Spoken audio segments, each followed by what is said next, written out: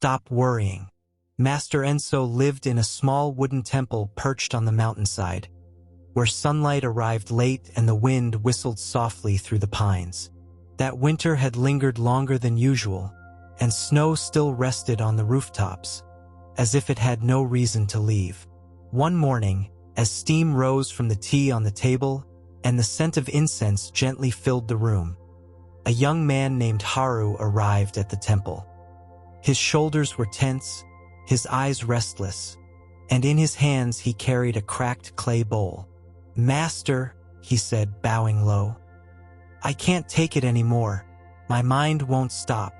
Every day I wake up with worries I never asked for. What if I'm not enough? What if I let everyone down? What if everything goes wrong?" Master Enso didn't answer right away. He took the broken bowl, turned it gently in his hands, and held it up to the soft morning light. "What if this bowl can still hold water?" he asked without looking up. Haru frowned. "But it's broken."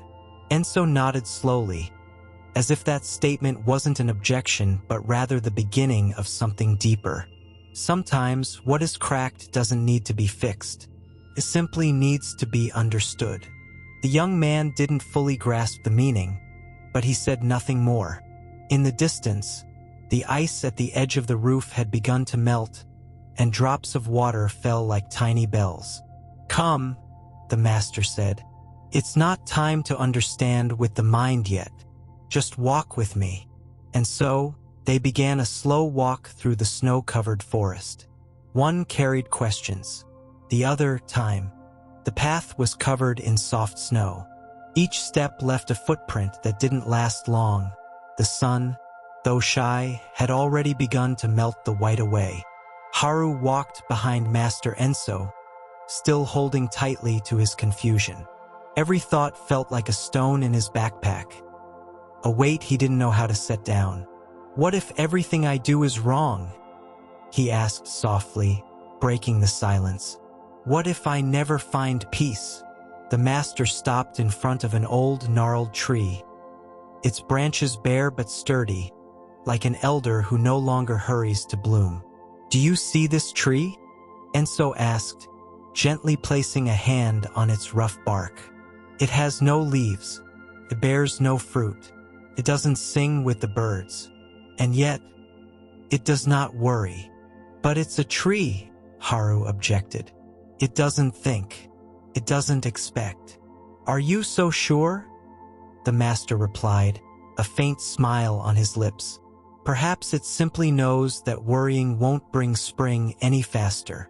The wind blew between them, cold but clean, and Haru looked at the tree as if seeing it for the first time.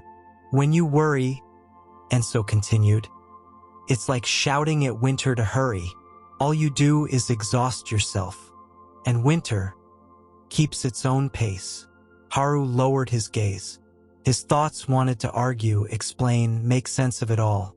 But something within him began to soften, not out of defeat, but out of understanding. They walked a little further, in silence. The forest spoke its own language, and for the first time, Haru didn't try to translate it. They reached a clearing where the sun gently touched the damp earth. Beneath a towering oak, dry leaves lay scattered, as if the tree had let go of its memories without sorrow. Master Enso sat on a smooth rock. Haru, still holding the cracked bowl in his hands, sank to the ground nearby, unsure of what he was searching for. "Tell me, Haru," the master said as he picked up a brown leaf from the ground. "When do you think this leaf decided to fall?" Haru studied the leaf in silence. He wasn't sure how to answer. "I don't know, master. Maybe when the wind pushed it, or when the tree no longer needed it." Enso nodded. "And do you think the leaf worried about the moment it would fall? Or that the tree clung to it out of fear of letting go?" Haru gave a tired smile. "I guess not." "Exactly," said Enso, letting the leaf slip from his hand into the breeze. Nothing clung. Nothing resisted. It was simply its time. He paused for a moment, as if waiting for the teaching to echo not just in Haru's ears, but within his soul. You too, Haru, will fall from many branches in this life, from friendships, from plans, from certainties, but you don't need to worry about that. Just fall when it's time. Gently, Haru looked down at the broken bowl in his hands. For a moment, he wished he could let his thoughts fall away like those leaves, effortlessly, without struggle, without questions. The master noticed the look on his face and added, as if reading straight into his heart, "The problem isn't that you think, Haru. It's that you believe everything you think." And then Haru took a deeper breath, not because he fully understood, but because he was beginning to let go of the need to. The path led them to a small pond hidden among sleeping willows. The surface was as clear as a mirror, and in the center, a smooth stone rose like a silent island. Master Enso stepped closer and, without a word, dropped a small twig onto the water. Ripples slowly spread outward, and then everything returned to stillness. "Do you see?" he said at last. "The water doesn't cling to the twig. It lets it pass, and then returns to its calm." Haru stepped closer, watching the twig drift gently away. "But I'm not like the water, Master," he whispered. "My mind stirs with everything. I worry about what I said, what I'll say, what might happen, or might not." Enso said nothing. He simply picked up another twig and handed it to Haru. "Then you throw one." Haru held it between his fingers for a moment. He thought of everything he had carried, the mistakes he couldn't undo, the decisions still unmade, the voices in his head that never seemed to rest. Then he let the twig go. The ripples spread and faded. "You see," said the master, "you don't have to be like the water. Just stop fighting your ripples. They'll come, and they'll go." Haru looked down, almost shyly.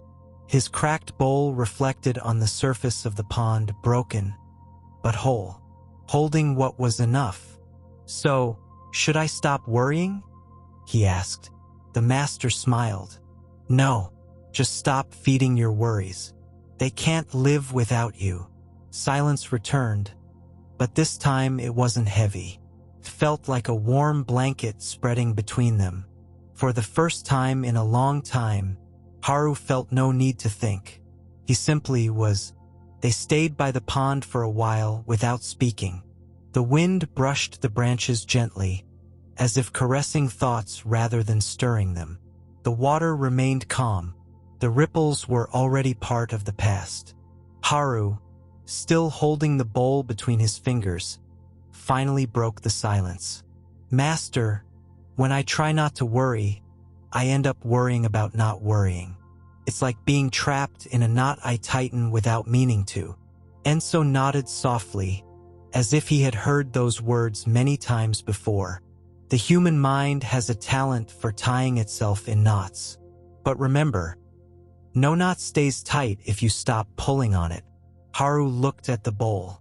The cracks, once seen as flaws, now looked like ancient paths where time had passed through. "And what if I never find peace?" Master Enso looked up at the sky. Then he spoke, almost in a whisper.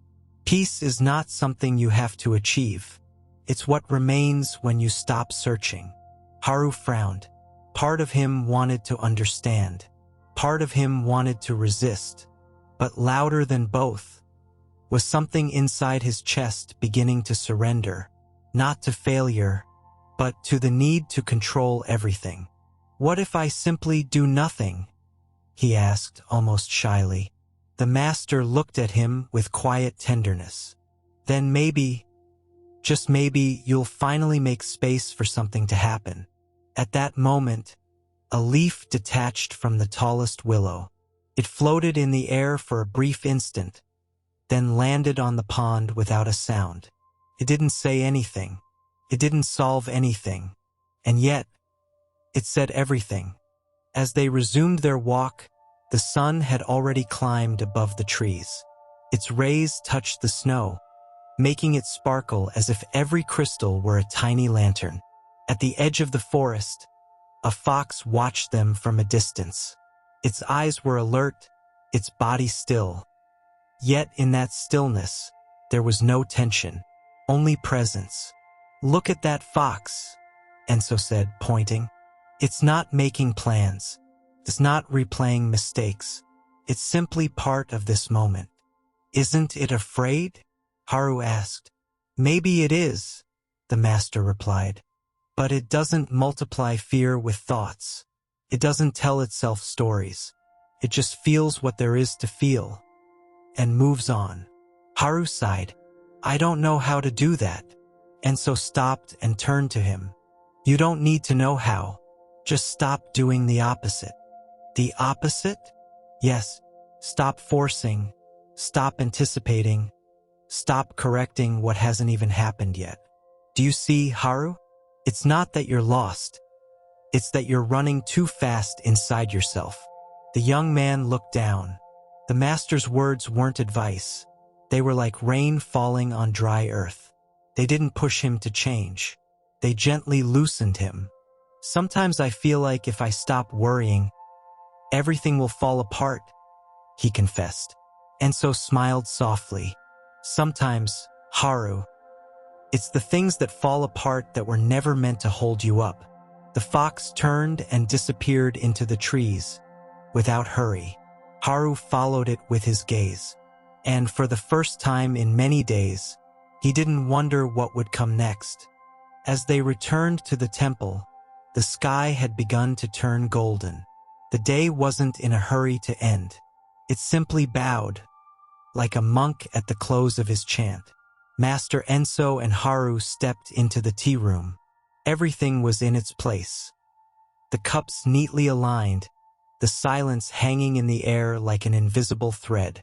The master poured hot water into 2 clay cups and gently offered one to Haru. "Drink slowly," he said. "There's no need to rush when tasting life." Haru obeyed. The tea was warm, not scalding, and its aroma reminded him of wet earth, of something essential he had forgotten. After a few sips, Enso gestured and placed a 3rd, empty cup on the table. "This cup represents your mind." Haru nodded. He had heard this before. "You want me to empty it so it can be filled?" he asked, trying to anticipate the lesson. The master shook his head gently. "No, Haru. I want you to notice. It's already emptying itself. When you stop filling it with worry." Haru looked at the cup. Empty yet perfect. No cracks. No urgency. "You don't need to try so hard." Enso continued. "The mind, like tea, cools on its own, if you stop stirring it." Haru closed his eyes for a few moments, not to escape, but to stay. And in that instant, he understood without needing words. Worrying is like stirring clear water with your hand, while trying to see the bottom. Silence returned, but this time, Haru had no desire to break it. The sun was slowly setting behind the mountains, painting the sky in a calm, soft orange. The temple grew even quieter, as if the day itself were bowing in gratitude before fading away. Haru sat beside Master Enso. The cracked bowl now rested on the table, needing no explanation. He no longer held it tightly. He no longer tried to fix it. He simply let it be. "Master," Haru said in a gentle voice, "I'm not sure I know how to stop worrying, but something inside me no longer wants to keep fighting everything." Enso nodded, unsurprised. "Then you're already beginning to stop. That simple? That deep?" the master replied. He rose slowly and walked to the open door. The cool air drifted in with him, brushing through the room like an invisible promise. "Remember this, Haru," he said as he gazed into the last light of the day. "Worry is like a rope you tighten around yourself, but you're the one holding it. When you let go, it's not the world that changes. It's you flowing again." Haru stepped toward the door. The world outside was the same, the trees, the sky, the breeze.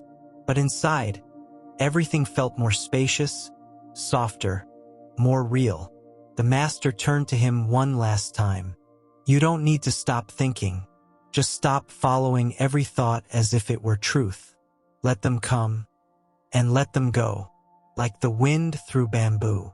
Haru bowed his head in gratitude, and as he walked once more toward the forest, he didn't carry final answers or formulas or guarantees. But for the first time in a long time, he felt no urgency, and that, he thought, was the beginning of true peace.